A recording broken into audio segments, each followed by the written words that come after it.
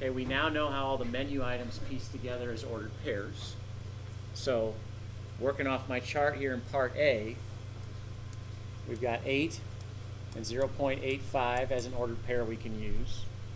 We've got 10 and 1.15 as an ordered pair we can use. And we've got 13 and 1.75 as an ordered pair we can use. We're trying to find a quadratic function where we can express our price in terms of the diameter. So the quadratic function model we know looks something like this. And now if we resort back to what we did in our last lesson, we think about the situation that was described there. We were looking for a quadratic function that contained 3 points. And those were 3 points that were based anywhere on that curve, kind of like I have right here. What we did was we took each point, we had our x, we had our y, and we just plugged into our form over here to help us set up 3 different equations. Out of those 3 different equations, we had 3 variables, a, b, and c, from which we could solve, right? So if I plug in this first point, if I plug in 8 and I plug in 0.85, y is 0.85, so I'll say 0.85. X is 8, so I'm squaring it here. I get 64a. I'm multiplying by b for the second term, so that's going to be 8b, and then I'm adding on c. If you move to the second point, same kind of thing. Plug in for x and y. For the second point, y is 1.15. X is 10, so we're squaring that. We've got 100a then, plus 10b plus c.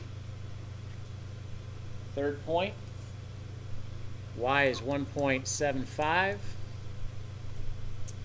X is 13, so 13 squared get 169a plus 13b plus c. So we built a little system of equations based on our menu items, right? And now the goal is to solve for a, b, and c so we can ultimately find a quadratic function that works for this scenario. So how did we do this last time? Well, we used elimination, right? We created stacks. I stacked the first 2 equations. I called the first 2 equations a and b. I did that so that I could eliminate one variable.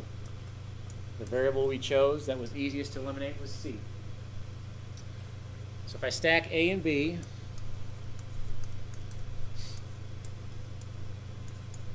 knowing that I'm going to eliminate c here, what I could do is I could multiply one of the equations by -1 to go ahead and take care of that sign change. If I do that with the second equation, distribute that negative through,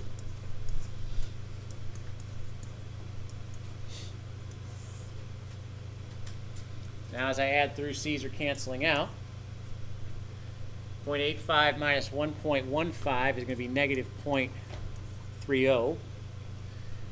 Equal to, get 64 minus 100, so that's negative 36a.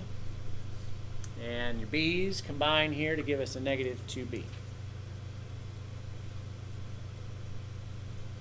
So now let's create a stack for the second and the third equations, I should say. Stacks b and c, if we call it that. Once again, we're eliminating c. So second equation, 1.15 equal to 100a plus 10b plus c. Third equation, multiply the -1 through.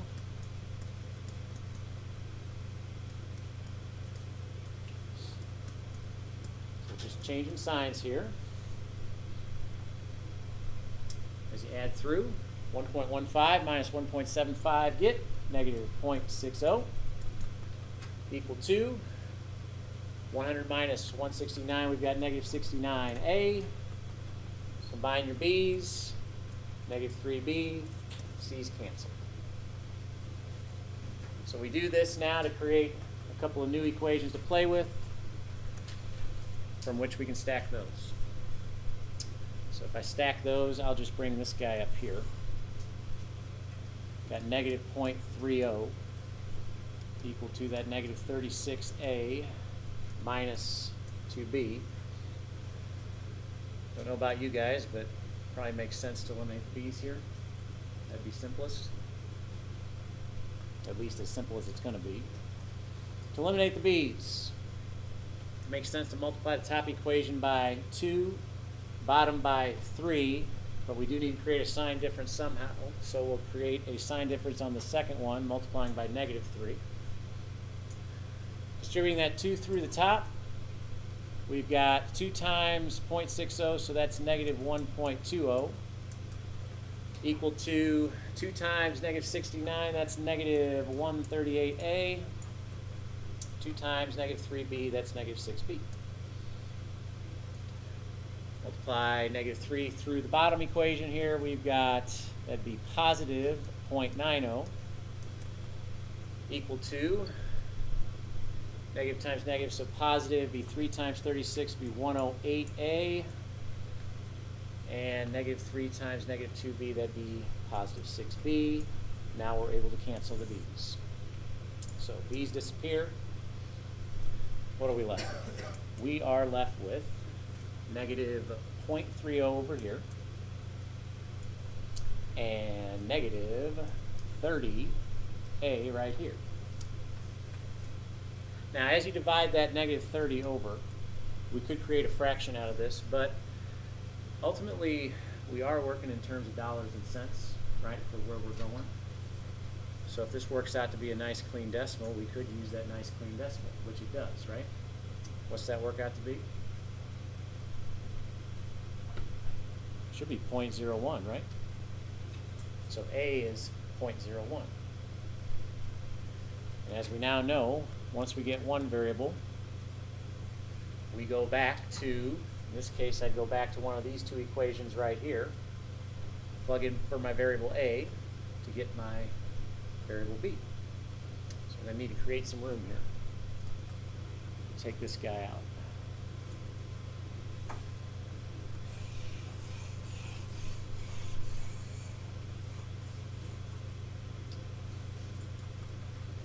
Alright, so if I take A and I plug back into, I don't know, the second equation we have there, where it's negative 0.30 equal to negative 36 times the 0.01, because that's A, and minus the 2B. Let's see how this works out. You've got negative 0.30 equal to negative 36 times 0.01, which is negative 0.36, minus 2b. Add your 0.36 over, and we've got 0.06, right? Equal to negative 2b. Divide by negative 2, and b equals negative 0.03. So now I got my b. I've got an A, I've got a B. I can plug back into one of the original equations I set up, maybe pick this first one, solve for C. All right, so plugging into the first equation, we've got 0.85 equals 64 times what A was, that was 0.01, plus 8 times what we just found B to be, which is negative 0.03, plus C. All right, calculating that, we got 0.85 equal to 64 times 0.01 is 0.64. Positive 8 times negative 0.03 would be negative 0.24 plus C. All right, so if we combine that there, that's going to be 0.4, right? We're going to subtract 0.4 over. So 0.85 minus 0.40, we're going to have 0.45 for C. Finally, we can come up with a quadratic equation here, right? Our quadratic equation, writing our price in terms of our diameter, is going to be P equals what we got for A, which was 0.01. That times, it's x squared, so in this case that's d squared. We've got minus, let's see, B was 0.03 times D. All that plus our C value of 0.45. So we finally got a quadratic function we can use here that models this situation.